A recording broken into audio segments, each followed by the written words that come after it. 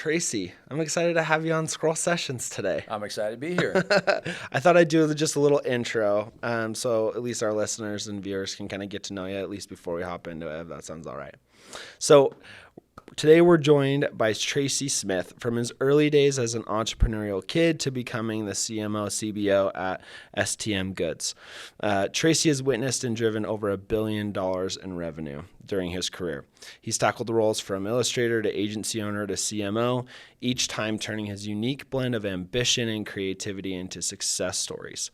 As someone who's fought for the little guy while making big impacts, Tracy embodies the spirit of innovation and resilience. Welcome to Scroll Sessions, Tracy. Thanks for that. I don't know who made that up, but that's exciting. Let's see if we can make up some more. I really puffed you up there, hopefully. Well, tell us just a little bit about how you got started in your journey. I feel like you talked about newspaper, like dropping off newspapers at people's porch.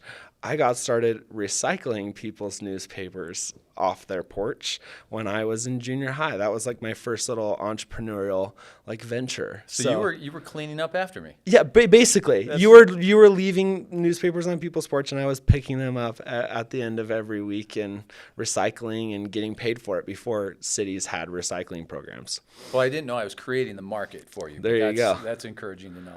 I did. I had the old paper route. I did that as a kid. Yeah. I did a number of different things as a kid. I was a fan of having money. Yeah. And I didn't know it at the time, but I was also a fan of being productive. When you're a kid, you don't really think in those terms. Yeah. But looking back, I was very much into creating things and building things. Still am very much. It's a large part of who I am. But the marketing and entrepreneurial journey started really when I was about 13. The price clubs had just become a thing. This is how old I am. Yeah, yeah, you're aging yourself with that. I predate Costco. So, but this was the new adventures. You could come into these big warehouses and buy massive boxes of things, and you get them for super cheap. Yep. So I didn't have the vision, but my mom did. And so one day, as I was walking down the candy aisle of this place, looking at these mountains of candy bars and other candies, dreaming of whether, if only I could have the $10 it took to buy 1,000 candy bars in front of me, that would be just a dream come true. Well, my mom mentioned, you could buy these and then you could sell them for more. Yeah. And with the profit, you could buy more candy. And you could have your own kind of little business. Totally. And at the same time, make enough money where you can buy your own candy. Suddenly that Just changed your world. This reality could exist? Are Yeah. you kidding me? Well, we went through the math, and the math worked. I was spending 10 cents a piece on candy bars, and down at the store they were 50 cents. I'm dating myself again, but that was kind of the margin I was looking at. And so sure enough, that's what I wanted to do. So we got me a seed packet of candy that I could go and sell, and then I went back and put together my first advertisement ever. Put together a flyer and distributed that out to the neighborhood. How did you design the flyer? Well, did you do it by hand? Fortunately, I've been blessed with some talents with artistic abilities. Yeah. So I was able to just do that freehand by myself. Yeah. But one of the things that looking back that I think is interesting after having gone down this path in my career of being largely marketing driven, marketing focused, is how marketing minded I was, but I didn't know it. Yeah. I was just this naive kid who wanted to get from point A to point B, and just kind of thought about the easiest way to get there. Yeah. I wasn't polluted by all the complications of, platforms and media. Well, it didn't exist yet either, and you tried to wrap your head around that at what were you 15, 14? I was 13. 13. Okay. So 13, you don't really think at that level. I don't. Yeah. At least I didn't. Yeah. It was all candy and balls and everything else. Yeah, exactly. But I thought about, okay, why would somebody come and buy from me? And at the time we lived up on a hill, and to get candy you had to ride your bike down to downtown and then ride back up this big long hill. It was a bit of a work. And I also knew that I could sell my candy cheaper than the stores sold it. And so those were my two unique selling points that I didn't realize were unique selling points. I was just thinking, hey, this is how can I sell this better? And so I put on there, it was this very simple thing, candy for less. and then I drew a couple like a gumball and a candy bar and stuff, and put some prices on it, and then said, "Don't go downtown, just come next door." And, That's awesome. And then I walked that around the neighborhood. Yeah. And what do you know? Kids started coming and buying candy from me. And in fact, I had so many kids coming and buying candy from me. I was rolling in it. Like if I had been a cigar smoking type of guy, I would have been back in some leather chair with a cigar laughing, because I was making money on this for candy. sure. Kids would come in with pockets full of change, pennies and dimes and nickels, and they're dropping this on me, and they're sorting through my Smarties and my Skittles and everything like that. Well, I had done that for, I don't know how long it had been, maybe a month, something like that, and was just selling it out the front door of my parents' house. Yeah. When all of a sudden, this is one of those things that I learned the hard way.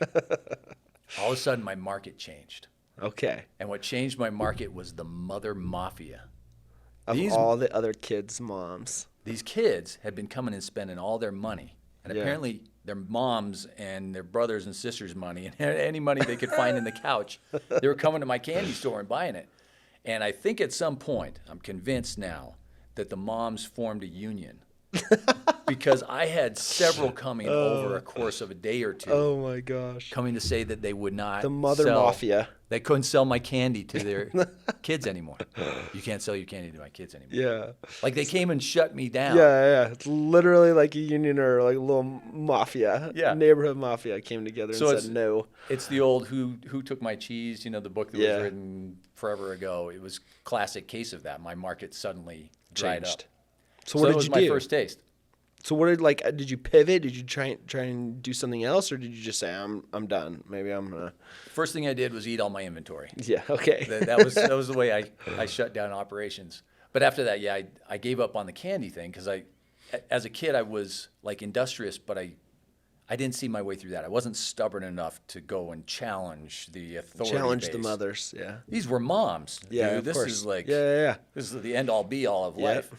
So, especially at 13. Yeah, I wasn't going to challenge them.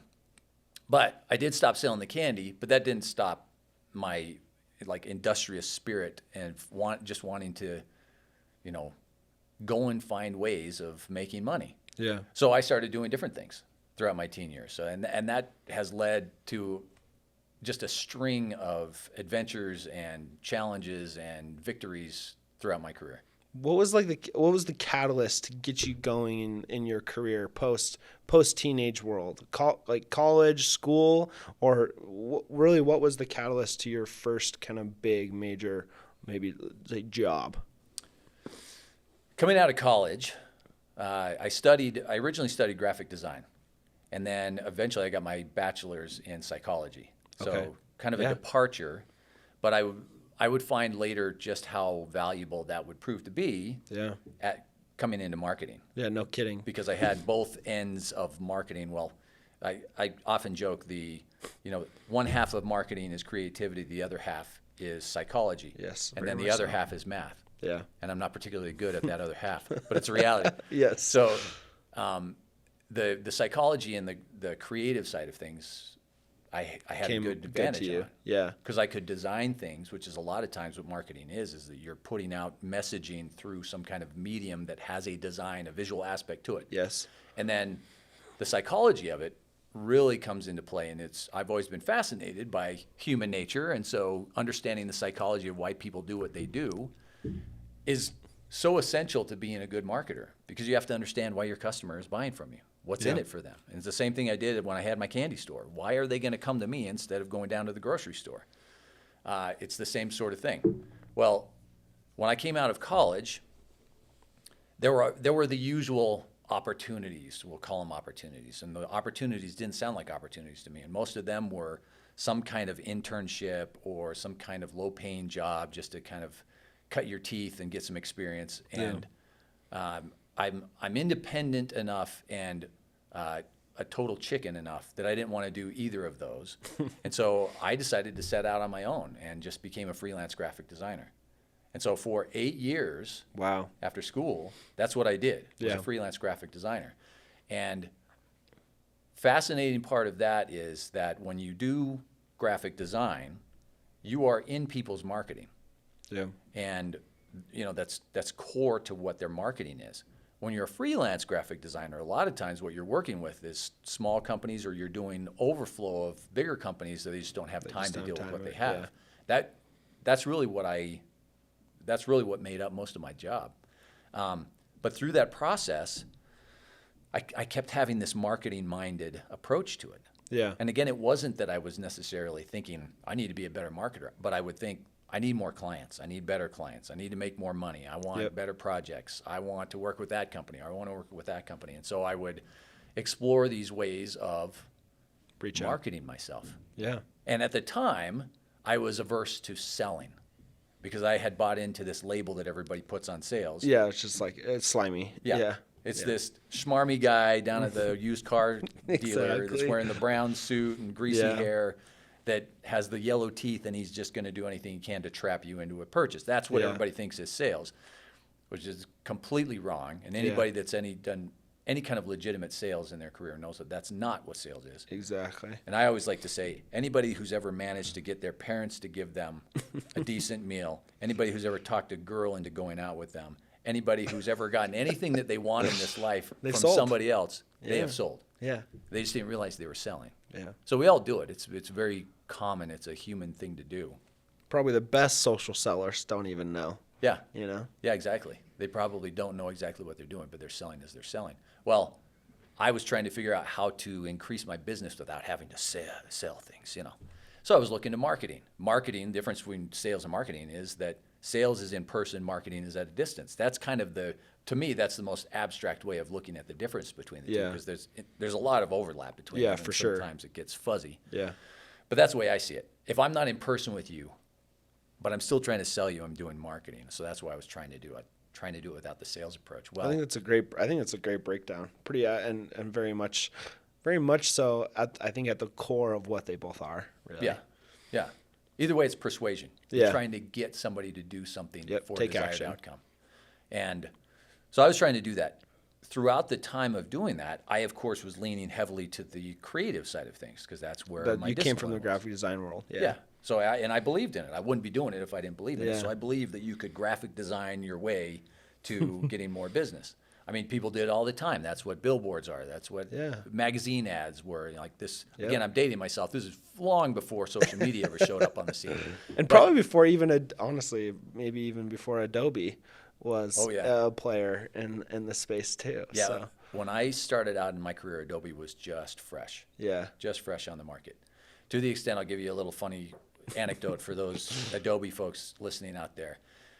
You know, you can get into Photoshop and you can apply a filter to something and it's done in an instant. Yep. I used to apply a single Photoshop filter to not the biggest image, and I would wait overnight just to see if it had done what I wanted it to do, hoping, praying that I would come back in the morning and the effect would be what I wanted. And if it wasn't, you had to just hit Control-Z and start over again.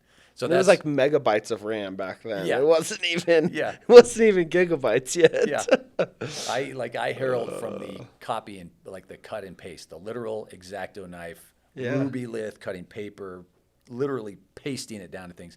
The horrific antiquated approaches that we used to have. But so thank goodness for Adobe.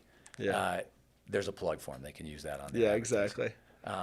But trying to figure out marketing as an entrepreneurial designer was quite the journey. And that, you know, today, like you and I interact on LinkedIn. This is how we know each other is LinkedIn. And LinkedIn has really become a different platform than it was several years ago, thank goodness. Yeah. Very much for the better. Yeah, much better than it used to be. Yes. It used to be the awkward networking meeting. Yeah, or just straight professional, resume, and that was it. No one else even. And still, there's only like 5% of people. No, I don't even know. I'm kind of pulling that out of my head. But like from what I understand, there's a very small percentage, like very, very small percentage of people that even post content. Yeah. So it's still emerging as a content piece. If you are a regular poster of content like you guys are, you're the exception. Yeah. But what's cool is to see it happening because it becomes a place where instead of just doing the kind of the awkwardness of networking, people are helping each other through education content. That's largely what it is. Yeah. Some of it's kind of like, of course, self-promoting and it's kind of self-serving. Some of that happens there as you would expect. It always has been. But when I go on LinkedIn, I oftentimes think of the younger me. Yeah. That guy who was trying to build something, but I didn't have the knowledge to do it. I didn't know how to do it. So I was figuring it out along the way. I was testing and experimenting and asking and exploring and reading and doing everything I could think of, but I didn't know how to do it. A lot of the skills that I still use today, I learned through that process of being a freelance graphic designer. So I think about me back then, and I know that there's so many other people today that are in that position who are sitting there going, I don't have a clue how to get the next client. Yeah. I don't know how to sell this thing to a person. I don't know how to find them. I don't know what to say to them. I don't know, like it all of a sudden becomes this huge, intimidating world. For sure. That doesn't have to be intimidating. There's actually some fairly simple ways of doing marketing. There are very intuitive approaches to it. But I like to, like when I write my content, and I do it generally on a daily basis, at least during the week, I think in terms of how does this help that person who's struggling to figure out their marketing. You know, there's a lot of like sophisticated CMO types, founders, other like people that are really seasoned in marketing. I don't write to them. They know what they're doing. They've got their gig. I write to that person that's trying to figure it out. Yeah. And there's a lot of people that benefit from that. And totally. What's cool about it is I didn't study marketing in school. Yeah. I've never been to formal marketing training per se. In fact, School of Hard Knocks. School of Hard Knocks is exactly the school that I went through as far as this goes. I managed to figure it out. And at one point, you know, this is the blessing of trying to develop in today's world. And we talk about LinkedIn. This goes for the stuff that's happening on TikTok and YouTube and all the other platforms where the content is coming out that's at this level of content is. When I was doing it, I was at textbooks, you know, trying to read textbooks. I would go to libraries. Yeah. Like on my own, which is like nobody goes to libraries anymore. Yeah. A library? Yeah, what's a library? A textbook? But I would go and I'd read these marketing textbooks. The thing about marketing textbooks and about marketing classes, because I've been to some marketing classes and I've seen some of the curriculums of courses. Marketing classes, they're very theoretical, of course, and they're very academically driven in their tone of content. Yeah. So they're pounding catalogs of information into you. And then it's your job to later kind of mold those into some kind of usable form. Yeah. Which is a lot of what school is anyway. Like that's sure. Whether it's doctors or whether it's accountants or something like that. You learn the broader discipline and then you come back and figure out how to apply it to whatever you're doing. Well, for me, that was one, I wasn't going to go through that slog as a student. I wasn't interested in that. But as I was trying to self-educate, I wasn't finding the answers because it was this huge spillage of information that wasn't helping me. So I found out that they have the SBA, the Small Business Association. Yep. Has these old geezers that are just kicking around in retirement. That have run businesses. And you can come and talk to them for free. I don't know if this still exists, but this is what happened back I'm then. like 90% sure. I mean, the SBA as itself still exists. So it's probably still happening. Yeah. So I booked an appointment, and I came in and talked to the great, gray-haired sage. And I asked him quite possibly the most naive, silly, stupid, but obvious to me question. How do I market? Like that was my question. And I laugh at that. But I know, but it's such like, especially for someone and where you were at and also just in your learning journey, it's like that's like your pivotal question right there. It probably was one of probably many catalysts that helped you like pretty much just catapult forward. Yeah. It's that question.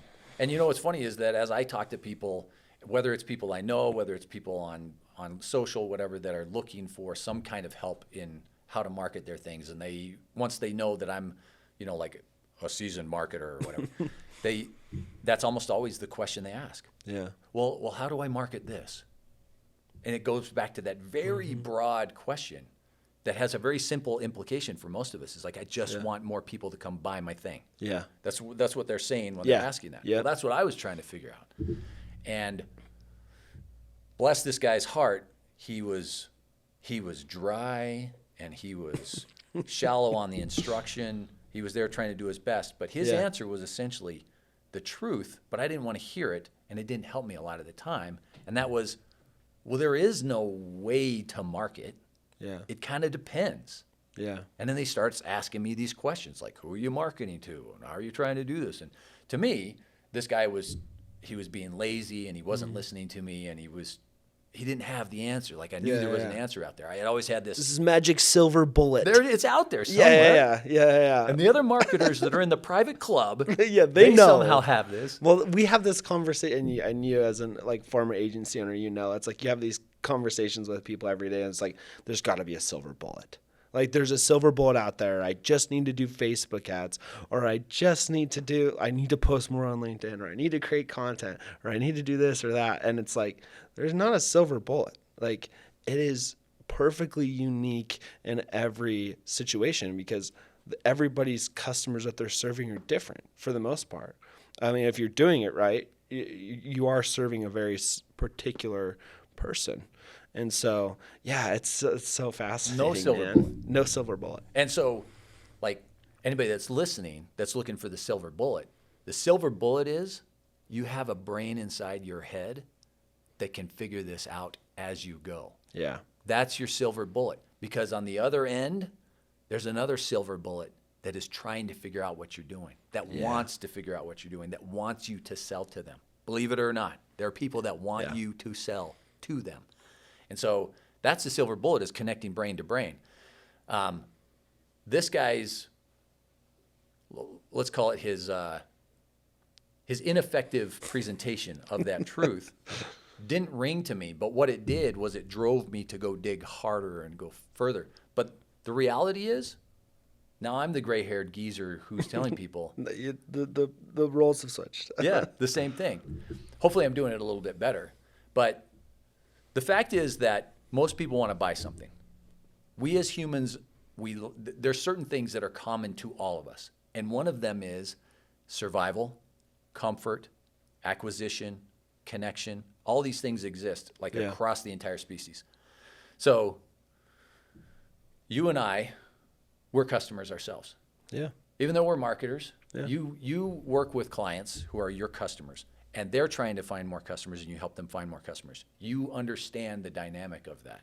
But when we step away from that, we go to the grocery store. Yeah. We shop online. Yep. We get our gear. We do these sorts of things. We never have a hard time doing that. Exactly. And yet the funny thing is that we, and I say we because I fall into this too, oftentimes with my own businesses, and sometimes even still today, I'll fall to this same faulty perspective. You step into a different role mentally when you're selling than when you're buying. Yeah. And suddenly you have no idea how to make somebody buy something. Even though you've been doing it for like all your life. Yeah. You know this intimately, what it takes for you to go buy something. Yeah. All you have to do is just do that just for someone else. Yep. And so that mirroring of the psychology is really what it comes down to. Well, the challenge for a lot of people is they get kind of like dazed and confused by all the media and the platforms and the tech and everything else like that. Like what's cool is that those tools are amazing if you know how to use them. Yeah. For the marketers today. Yeah. I was placing indispensable now for sure. Yeah. I was placing ads on radio, on TV, and other things that you could get a lot of reach, and we certainly had a lot of success in doing it. But today, you had no connection with your audience like you do today. It just is night and day difference. It still doesn't change the fact that you have to have the right cadence and the right psychology and stuff.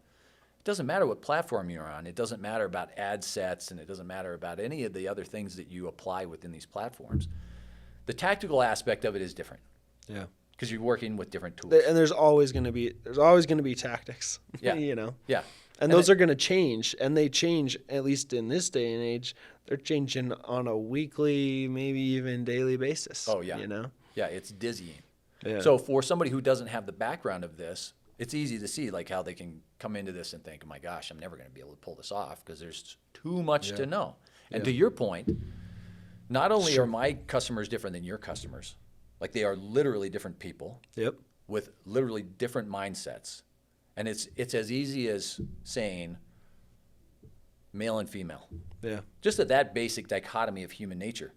Male and females, they think differently, they look for different things, they are built differently, so they're going to wear different things, the entire thing. Yeah, 100%. You can split your market in half instantly. Yeah. And they're different.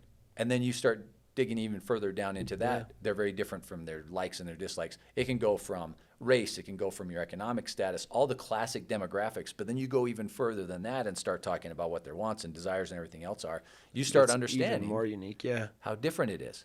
But there's even more of a twist to it than that. Not only am I doing it differently from what you're doing it, those who I marketed to a week ago are not the ones I'm marketing to today. Yeah. And so even those that are like, even those that market like the disposables, like Charmin. Yep. Everybody is using toilet paper every day, and you have to come back and buy it regularly. Yeah. I currently sell iPad cases, backpacks, things like that. Mine are not at the same kind of frequency because they're not those disposables that like Charmin is doing. Yep. But Charmin has a buyer who last week might have had a job and this week may not. Charmin's a bit more of a premium brand. That buyer may not be in the market for Charmin anymore. They might be in the market for the sandpaper, cheap stuff. You don't know. Something changed in the buyer, and it doesn't even have to be necessarily that drastic. Like that buyer might be on vacation. Yeah. They're Just not didn't buying buy because that it's week. already supplied at the hotel. Yeah. So they're different. Or maybe they discovered dude wipes, and decided to go with dude wipes instead of Charmin. That could be as simple as that. So you never know what your customer is day to day. And so it's this constant chase. I've said, marketing is like being with a beautiful woman. I've spent my life with a beautiful woman. I still don't know her, even though I know her. Yeah. But that's what makes it magical. Yeah. Same sort of thing is you constantly have to explore and get to know and work with it and find things that work and find things that work that didn't work, do work now, and things that used to work don't work now. It's always been about testing. It's always been. So when people look for that silver bullet, the silver bullet really is fundamentals combined with persistence, combined with a creative approach. You have to have that creative approach. Yeah. Because you have to come to it and you say, okay, we've got a problem. What's my big problem? I can't get from A to B. Same thing I had when I was a kid selling candy. I need to get from here, which is no customers, to here, which is people coming in my door so much that their moms come and shut me down. Yeah. That's what I'm trying to get to. How do I get to there? And sometimes it's a really big problem at a big scale, and sometimes it's a little one. Yeah. Sometimes you're just trying to like squeeze a little more juice out of the orange. And that's your problem you have to face. So there has to be creativity applied to it. One of the superpowers that any marketer has is the ability to accept that they have problems. It's a funny thing to say. It sounds like therapy. No, but it's very true. The biggest mistake you can make as a marketer is believe you have it all figured out. Yeah. That is the biggest mistake you can make. Yeah, because it's going to change on a dime. Yeah. Yeah, your market changes. The market as a whole changes. You name it. When a new platform comes out, new platform goes away. Your buyer changes their decision making, or something happens to your buyer in that particular day or week or month or whatever. Yeah, it's very true. Yeah.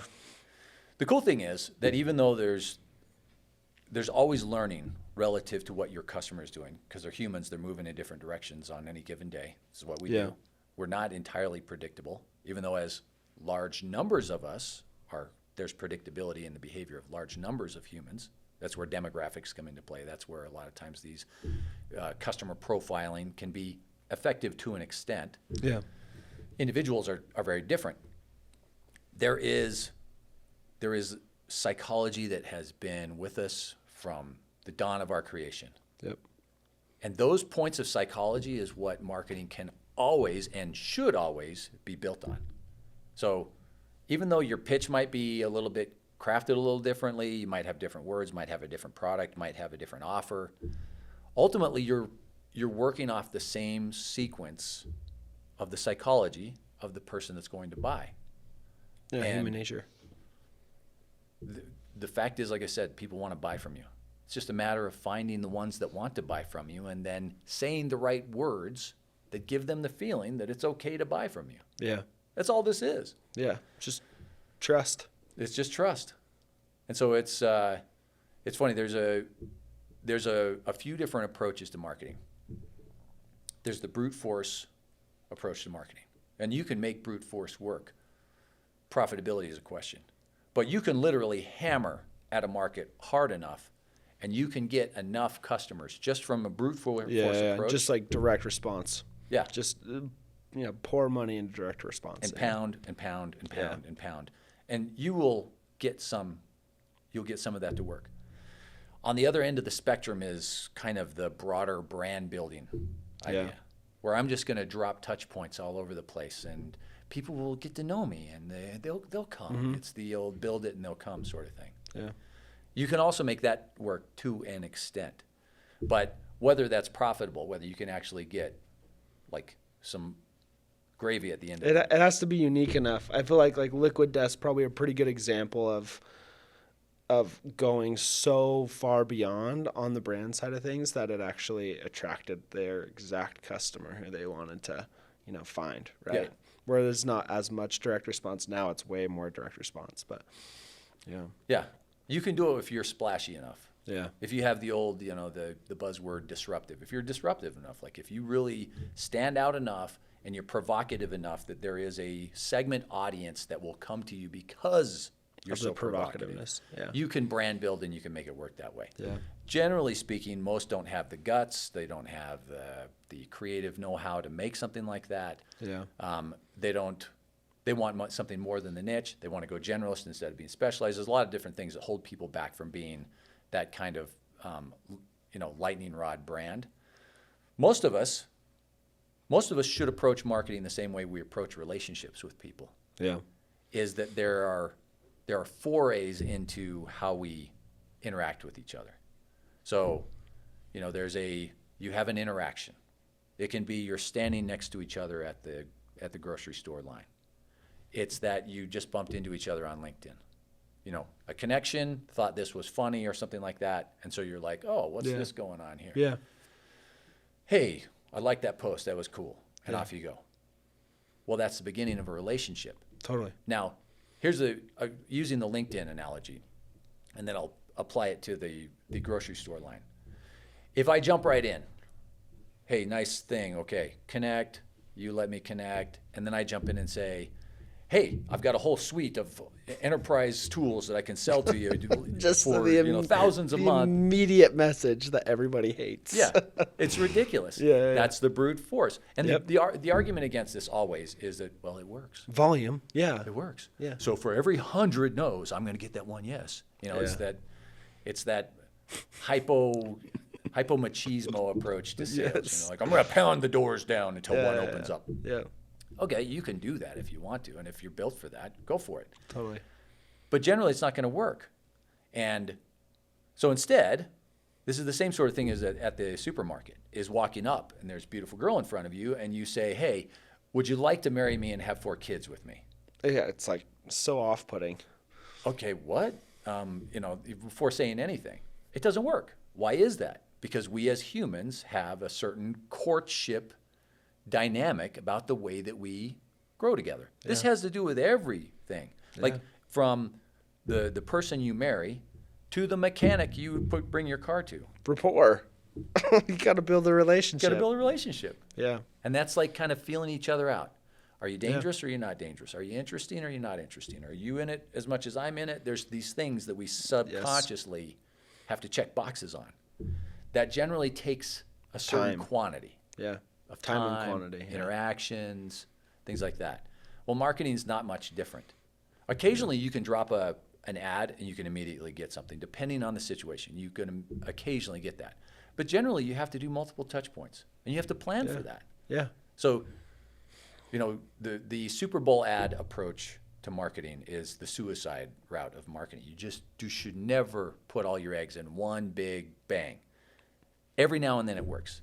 But every now and then somebody wins a lottery ticket too. The rest of the suckers are walking away sad and broke. Yep. So you can't think of marketing as a lottery. You have to think of it as more like apply any kind of like cliche. So it's a marathon. It's not a sprint, whatever. Yeah.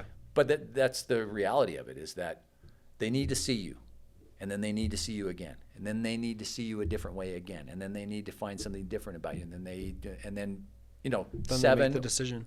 or 80 times later, suddenly they're at a point where they're like, this is okay. I think I'll go with this. Yeah. It can be faster, it can be shorter, depending on their mindset, depending on their points of needs. There's a lot of different variabilities, obviously, to it. But there has to be a patience applied to it. That's just the way marketing is. Yeah. Well, young me didn't want to hear that. Yeah. Young me was convinced. And I still think young marketers don't want to hear it too. Yeah, because they believe in the lottery ticket. Yeah, for sure. And so for every reasoned, matured approach to marketing, sales, growth, there is that one out there who happened to hit it big. Yeah. I went viral, and now I'm a hot shot. They all think that that's a reality that everybody can attain. Yeah. Well, we only talk about one LeBron. Yep. There's one LeBron out there. Why aren't there 80 LeBrons across the NBA? Yeah. Well, because only one rises to that level. There's only one Kobe. There's only one Michael. Yep. These are the cases that rise to the top Yep. of the pile. You can only have one person at the top of a pyramid if it goes like that. And that's generally the way that most industries, most disciplines go. So you have to realize, okay, you do have a shot at it. How real is your shot? Are you going to go for it? Are you going to maybe take a more reasoned approach and take a mid-tier on that pile, take a lot of what's there, and not worry about struggling and fighting for that last little point of it? I'm not saying you shouldn't be ambitious. I'm plenty ambitious. I always shoot for the top, but I also half of it's luck. Yeah, half of it's luck. It really is. Or providence. You're waiting for the big guy to help you out on things. But the reality of it is, if you plan to just go viral on one hit and that's your plan's going to fail. Yeah. Because You don't have to lay those fundamentals. Yes, you do not. The weakness of social media is most of us, when we get on there, and this is no different. Like, I'm not telling you about how I'm terrible at things. Yeah. I'm telling you about the good lessons I've learned, the successes I've had. Yeah. But the reality is, I still struggle with things myself, and I think everybody does. But that isn't the story that's told enough. And there's some that like take the vulnerable posts and things like that, which is cool. But that's not generally what is sold, and that's not what's bought. So most of us, when we come on there, we're not like, man, I want to find some stories of failure today. Yeah. No. I want to find out how to not do it. I want to find out about the 900,000 people that bought that lottery ticket before that one guy won it. And I want to find out about the soul-crushing stories that they all have. Yeah. We don't want that. No. And so those stories don't sell. So we don't see them, and so we don't think of them. But that's the reality, is that just like with the lottery ticket, you have a bunch of entrepreneurs and business owners and marketers out there who think that they can hit the lottery, who are trying for that lottery ticket, but are getting their butt kicked by the market, because sometimes it can be hard to move a market when you have competitors, when you have economic downturns, when you have shortages, when you have pandemics show up, when you have all kinds of different things. Yeah. A lot of people lose their lunch. Yeah. Because the market can be hard. And if you just aren't happen to be the one that has the solution at the time, you end up being a failure. Well, we don't hear that. What we hear is the viral guy. Yep. And that viral guy skews us too much. We believe, I'm just going to place that one Super Bowl ad and it's going to go 1984 Apple ad. It's going to be amazing. Yeah. It doesn't work like that. No. It doesn't work like that. I mean, Apple's the only one that can do that kind of thing. Yeah. You think about how many great Super Bowl ads you've watched, but never bought their stuff. Yeah. Like that's the majority. Yeah. You think about how many stores have advertised to you that you've never walked into. Over a lifetime, you've never walked into, in spite of all the advertisements they've thrown at you. This is the reality of marketing. So you throw it out there, for every 100 people you throw it out to, 1 or 2 might respond. Yeah. That's the reality. Well, okay, let's focus on the 1 or 2. That's where you and that's where you narrow down, like the focus then becomes finding finding that customer that will buy, right? And then changing everything to focus on that market so that you can shorten that time to buy, right? Yeah. So like in my career, I've had shades of both. Yeah. I've had shades of desperately and determinedly slogging through the desert, trying my hardest to find just a little bit of water, just hoping that there's an oasis out there in terms of marketing. Yeah. And then there's been other times when I've hit geysers off of campaigns. It's just worked amazing. Yeah. And you've seen the full gamut. You've worked as a freelancer. You owned an agency, started an agency, and you've worked in-house. Yeah.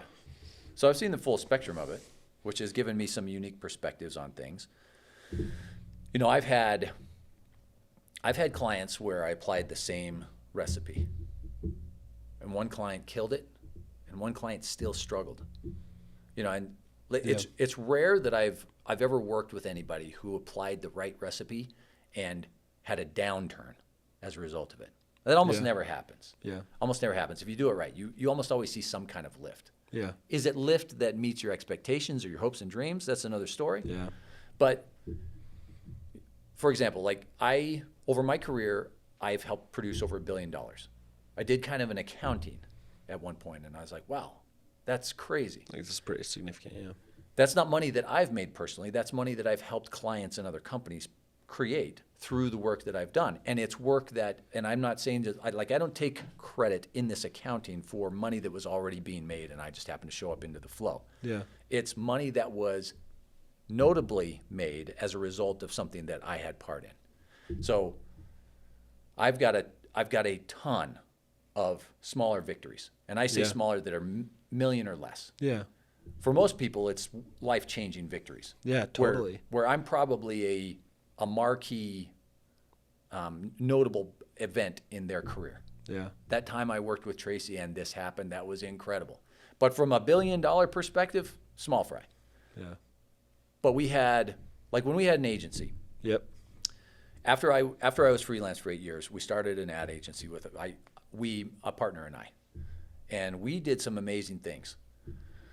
We were a couple adults who somehow figured out some I feel the pretty same exciting stuff. with me and Shane. It's like we happen to have potentially figured this out, maybe.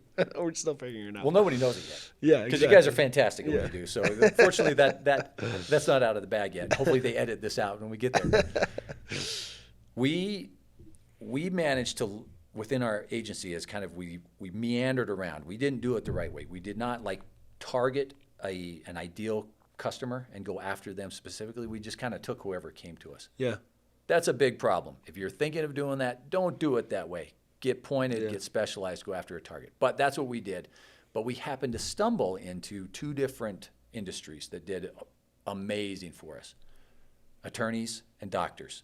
So it seems obvious, of course, they're the ones with money. Why wouldn't you use that? Well, there's a lot of different reasons why you can't just necessarily target them as clients in industries. But we happened to get into some clients that were poised properly and that allowed us to do what they needed us to do for them. Yeah. So a lot of Which is the sweet spot. Oh, yeah. This is the total sweet spot when you have a client that, one, appreciates what you're doing, but also lets you do what you're going to do. You know? Yeah, it's the amazing inspiration of coming and saying, I don't know what to do. You know what to do. You do it, and I trust you to do it. Yeah. Instead of the typical, I don't know what to do, but I'm going to tell you what to do. Exactly. So if you're listening and you're working with Shane and Dan, listen to what they're doing. They're the experts. Don't come in and muck around with what they're doing. Hire an expert. Let your expert do what you're doing. Yeah. But we had that magical combination. And in that magical combination, we had some campaigns that just lit it up. We had huge, huge returns. So a large portion of that $1 billion isn't incrementally $1 million at a time. Yeah. There were some big fish that landed some big deals that made some big money that wouldn't have existed had they not done what we had them do. Yeah. So we were definitely, vital in that role. But that's where a lot of it came from. Well, that's the nature of marketing, and that's the nature of growth anyway. Totally. It's the old 80-20. 80-20 is one of those magical numbers that somehow continues to persist through business. Is that 80% of the time, you're just not going to get the wins. 20% of your business is going to pay for the other 80%. Yeah, it's going to make up for everything. And It's the strangest thing because I've tried to defy that rule. And at times you can get outliers and spikes that will define that rule, but in a longer term, as you average out your numbers, it always comes back to this 80-20. Yeah. It's crazy. It's crazy. It's almost like the universe was designed because it just keeps coming back to these consistencies. So one of the things that really worked, and this is one of those things that's magical about marketing, is timing. So one of the law firms we were working with, there was a big scandal that hit in the city that they were in. It was a medical scandal. So people had been infected by some faulty medical practices. So they were getting injected by used needles, if you can imagine. Oh, jeez. At clinics that should be professional, and you would think for sure. like, these are doctors. Like, this isn't a place where you pick up germs. These are places where you don't. So there were a lot of people that got really sick, like hepatitis, exposed to AIDS, things like this. So we get a call one morning, and it was an early morning. It was just before the weekend. So part of running an ad agency, there's a lot that goes on in running an ad agency. But part of what running an ad agency is that you oftentimes are part creative, and then you're part media. And the two have to work in tandem with each other to make things work. Back when we were doing it, media took a little bit of time, because you were working with TV stations, and you had to work with the available slots that you could come in and buy media at and everything else. But you had to create the creative that would go on. You had to have a script, you had to have a voiceover, you had to have like visuals, you had to have all these things you have to put together. We get this call one morning, and it was, hey, the news is breaking right now. This is going to be huge. We need something yesterday, and we need it on the airwaves immediately. So we jump into action. Okay, we do a super fast brief on what we're doing. We do some super fast creative direction on it. We do some super fast production. And we put out arguably the ugliest work we've ever put out intentionally. Yeah, this is it's reminiscent to me of like Better Call Saul. I don't know if you've ever watched Better Call Saul, but his TV ads that are so like cringy, but they worked so well for him, Because he knew his audience. Yeah, totally. And that's what we realized too, is that we could come across with this really glossy Madison Avenue law firm approach. Hey, you've got a problem, we can help. Call us today. Yeah. Instead, what we did is that we created essentially what seemed like a public service announcement, like that was coming from the government or something like that. We didn't say it was, but we made it in that tone. You may have been infected. This is an issue that's going on. It is happening right now. If you have questions, call this number. It was that kind of thing. Yeah. Wasn't a big brand play. No, it was we just weren't trying to prop the name of the firm. Yeah. We went right at the problem, and we got there before anybody else did. And here's what's cool about it, is because we got on it, everybody else had their creative agencies. We got on it immediately, and we were on the air within hours. This was on a Friday afternoon. Jeez. By that time, the next other law firm wasn't on the air for over 24 hours after we were on the air. Oh my gosh. Which means that we gobbled up 90% of that market. Yep. Like that. Yep. Timing can play so much into it, but you have to have the right stuff that goes with it. Had we gone full gloss on that, I guarantee you we wouldn't have gotten the same results. Yeah. But it was a big risk. Totally. It was a big risk. So this is a big, fancy, like New York level style law firm, and we're going to come out and look like some scummy, health department. Look like Better Call Saul. Yeah, exactly. We've got some voiceover. Yeah. From a creative quality standpoint, it was terrible. Yeah. You would never put this up like for Ad Week to look at or something like that, because they'd laugh you out of the market. And yet this thing produced so much money because it just hit the right problem. It hit the right problem.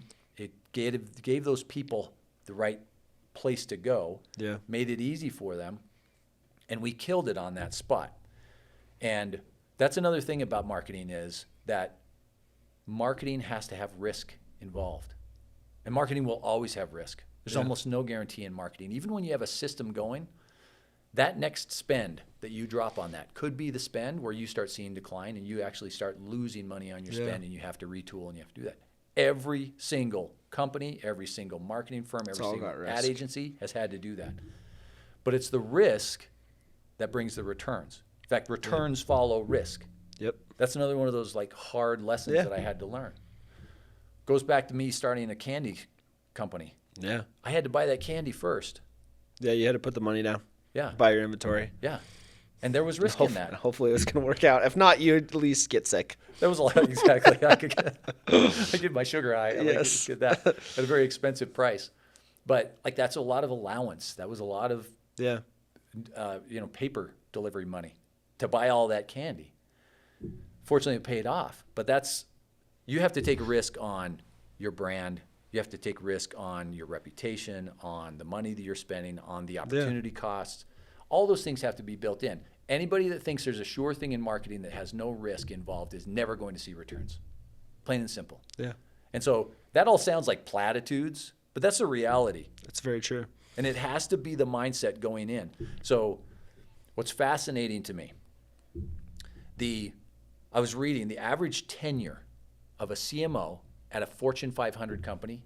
You have any guess of what it is? It's short. I think it's like 2 years. It's less than 2 years. It's 14 months. Yeah.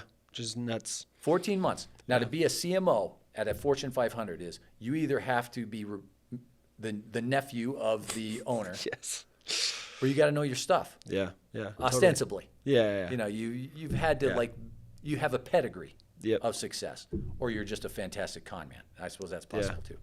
But generally speaking, you got people that have some pretty serious skills. Yeah. Oh yeah. They're lasting 14 months. How can that possibly be? And it all goes back to this. Risk.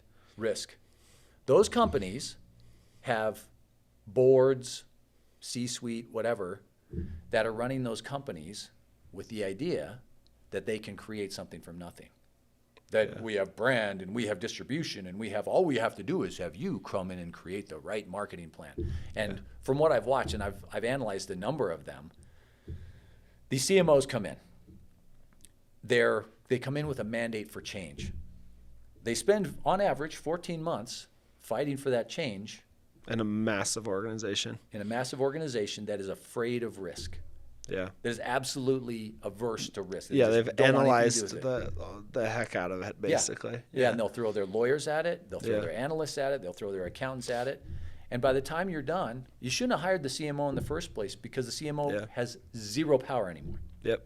And what's funny and very, I think, like the dichotomy of it all is then you have players that are willing to take that risk that completely disrupt the market. Yeah. And they would have never seen them coming. Yeah. Very similar to Liquid Death. It's like water's been sold by basically 2 companies forever. Monopoly on the water market, basically. Yeah. And you have somebody like Liquid Death coming in and now, very close to $1 billion in revenue. Yeah, and they're now a major player in this space. It's amazing. Just because they were willing to take the risk. They took a risk. And they delivered, right? They put a lot of delivery behind the risk that they had. But, I was fortunate. I don't do well within a consensus environment because I don't believe in it. Yeah. Consensus is a dangerous thing outside of governance. It's a great place for consensus. Let's make sure that generally the politic is with whatever we're doing. But in business, consensus is a success killer. Yeah. You have to have strong vision and strong leadership and then strong commitment to that when you're going through it. So these poor CMOs, like I've never served at a big Fortune 500. I've worked with Fortune 500s. I work with them regularly still, but I've never worked for one. And the reason I've never worked for one is because I will buck against that bureaucracy like none other. I'm not going to accept that. What's cool is STM Goods. Yeah.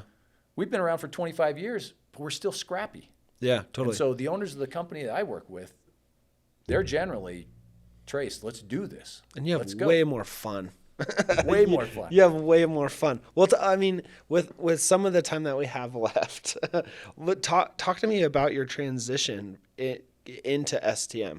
You've had a lot of challenges in your career that you've faced, overcome, and talk to me just briefly about that transition into STM, maybe a little bit about what STM is. We'll go backwards on this. Yeah. So STM Goods is a company that creates smarter accessories for Apple and Microsoft users. So like I said, we do laptop bags, we do iPad and Surface cases, we do phone cases, we do charging accessories, things that go around those hero devices that Apple and Microsoft makes. And our edge is that we make them smarter than the others. We make them so they create an easier experience, more pleasant experience, more intuitive experience than what you would otherwise. That's what STM Goods is. STM Goods was founded in Australia 25 years ago, still headquartered in Australia.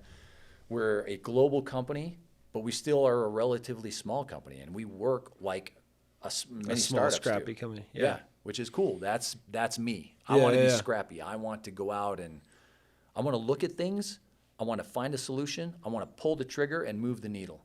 I don't want to go incremental changes over seasons, like that's not me. I want to hit it hard and I want to make waves fast. So that's been a great place for me. Well, it took some time to get to that. And what's funny is that I never had any intention of working for somebody. I was going to be self-employed my whole life. That's just the way I've always been. Yeah. Starting from the beginning. Yep. Well, freelance design morphed into ad agency. Ad agency was fantastic for another 8 years. 2008, 2009, recession hit the world. Yep. We were a little bit resistant to that. We lasted about a year longer than most. But in spite of everything that I knew to do at the time, we eventually crumbled. Yeah. Had to lay everybody off, close the doors. It was horrible. Yeah, which is... So I revamped, I downsized, went a slightly different approach to it. Was a little bit more of an online marketing firm at that point because that was part of what a lot of clients were asking for. So I pivoted to that. We were successful for about a year.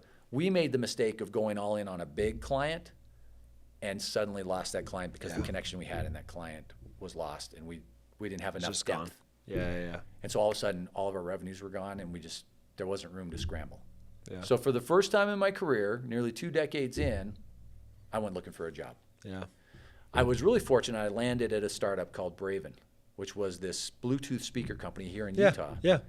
And Familiar. fantastic experience. They had struggled to get their marketing and brand to get traction for about a year. They brought me in and off we went. Fortunately, my skills did what they needed to do. I had come from a lot of client work, so I was fast on my feet and I knew a lot of what needed to be applied, and I applied it in that situation, and less than a year later, we were acquired. That's agency. The best kind of experience you can get is in an agency because you take that and then take the agency level of execution, how fast it is, and that experience, and you stick it in house. You're formidable. That's I think anyone listening, for the most part, I would say that if you've worked at an agency for a very long time and then you go in house, you're going to be a formidable player in house. You absolutely will. Yeah. In fact, it's cool. A lot of the guys I worked with there at Braven, one of the greatest compliments I've gotten from them, which I just treasure, is how they talk about, Trace, when you came in, you were this storm that just absolutely blew us away. Yeah. And I love that. And I came from exactly what you just said. Yeah, totally. In agency, you can't sit on your laurels. You can't trust in the bureaucracy to protect you. You are day-to-day survival and day-to-day trying to rise against the competitor that's down the street that's got flashier, more fancy equipment and bigger budgets and everything like that. So I came into there, blew it up, got acquired. The new CEO and I did not see eye to eye. And that's a whole story for another podcast, which would be a delight to share, but I'm not going to share it here. So acquired was followed by fired. Yeah. And all of a sudden I'm out on the street and trying to figure out what exactly I am and how to get the job. And so I went out, one of the things, and I'll spare the time of talking about it, but in that short position between jobs, I learned how to get a job. I learned how to get a job the right way. Yeah, and there's so many people that don't know it. And I've shared it on LinkedIn, and I will continue to share it. It's a fantastic way of doing things, but it comes down to marketing and how you do it properly. Yeah. But I landed this job. And this was a funny thing about it is I went to this food company that was completely unrelated to anything I'd done before. Didn't matter. Found a job. I came in with that same gusto. A week in, I had almost blown through all the work. Yeah. And the guy who hired me came in and closed the door behind him and said, Trace, you're amazing. You need to stop doing that. You need to slow down. And it actually worked out well because I had gone from all that self-employment into that startup. There was so much high level. I could use a little bit of a breather, and I actually spent a couple of years kind of reprogram yourself a little bit. Reprogramming, recharging. Yeah. Left that company and went to STM. STM recruited me from there. And I've been with STM for about 8 years, and it's been an amazing blessing. When you get something good, there's a lot that happens these days with the kids out there today. They just keep jumping from job to job. I have to put my old man voice on. But when you find something good, you don't have to jump to that next thing in 2 years. There's some kind of like weird consultant thing out there that says you got to be switching jobs every 2 years. You don't have to. There's upward mobility where you have it. If you can produce more value where you are, and I continue to produce value, and part of that is just I'm innately driven. Like I like to say, I'm hopelessly creative. Like I will look at something and I will see that could be done better. Yeah, I'll analyze it and I'll say that could be done better. That's just creativity flowing through me. Totally. That's not just about how a logo looks or how a tagline should sound. It's how we operate, how we reach that customer, how we engage that customer, how like there's all kinds of different ways that I have just over the years developed these ways of thinking through creativity. But that's the way that you get upward mobility no matter where you are. If you got a good thing, make it even better while you're there. Yeah, if it's not, of course, move to something else. But I've been blessed to be with STM Goods. I've been blessed to have the career I've had because it really has honed me. And so as I look towards, I'm in my 50s, and so I'm looking at different chapters in my life, which is a strange and fascinating place to be. But I look towards, okay, I have all this information. I have all this know-how. There's so many people that don't. How can I help? And one of the things I've loved about this last year is I jumped on LinkedIn with that intention to come on and share some of this with people. And so that's what I've been doing. And outside of my professional venue where I get a lot of satisfaction in the marketing that I do, and I'm still banging away at it, and we're making millions of dollars, and it's really cool and exciting. I love the idea of things like this where I get to talk to your audience, share some of my, hopefully some of its wisdoms, hopefully some of it's relevant and compelling. But like, it's this old giving back thing. Yeah. Into that gear of giving back is like a really cool and satisfying way to look at it. It's an awesome place to be. And I think like it's been cool watching your content on LinkedIn and connecting with you and seeing your other connections that you make and your comments that you make and all of that stuff. It's been so awesome to see that. I think your transition into that over the last year. I think let's end on one last question. I think reflecting on everything that we've talked about and maybe even just touching on some things that you touched on right here, what advice would you give people? What's the number one piece of advice to market yourself, whether it be getting a job or maybe their solopreneur route, or maybe they're trying to get something started? What's one piece of advice you could give someone? Figure out what customer you want and specialize for them. That's like one of the number one things I always say. Yeah. Because it goes down to the errors I see. You don't know who you're talking to, and you're trying to be everything for everyone. Those do not work. Don't do that. Figure out who you really, really want to work with, and then specialize for them. Let them know that you are the thing for what they need. And if that's what you're trying to do, like from a personal brand perspective, that's how you get success. If you're trying to just be everything for everybody, nobody's going to notice you. Nobody's going to remember you. You will not stand out. You will not work. Go the other way. Find a person. Specialize for that person. You can go general later, but do that. That's the way you do it. Oh, I love it. Well, Tracy, thanks so much for the conversation today. I really appreciate it. We could go on for like another hour or two. I really should. We could. And then some. Because we haven't even heard your side of it. Oh, I know. And but I appreciate you coming on today. How can people find you? Is it just LinkedIn and other platforms? Generally, LinkedIn is the best place to find me. Yeah. Just Tracy Smith on LinkedIn. Find the ugliest guy in the profile pictures. And that's with the yellow Tracy Smith. Yep, exactly. Yeah. I love it. Well, thank you again, Tracy. Appreciate it. Thanks for having me on, Dan.